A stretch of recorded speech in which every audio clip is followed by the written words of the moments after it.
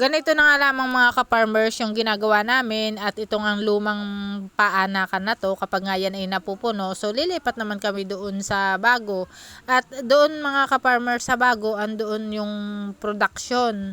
So dito pag nga naiiwalay namin yung mga inahindi yan ay lilinisan na nga lang ng ilang araw yan at paaakyatan na naman. Ganito na nga lamang mga ka-farmers yung ginagawa namin na pag-ikot ng production. So kapag nga halimbawang tapos na dito ay doon naman sa luma. At kapag nga mga ka-farmers dumarating yung time na kami ay naghahabol doon sa lalagyanan ay nagwawalay nga kami ng maaga. At ganito din mga ka-farmers yung ginagawa namin sa mga buntis. At kung mapapansin nyo dito nga sa luma yung puno. At doon nga sa bago doon uli magsisimula. At yung mga buntis na nakalagay dito noon, ayun nga yung mga inahin na nandoon sa paanakan ngayon. At meron nga kaming ipapasok na siyam na gilt. Iniintay na nga lamang naming matapos ang bakuna.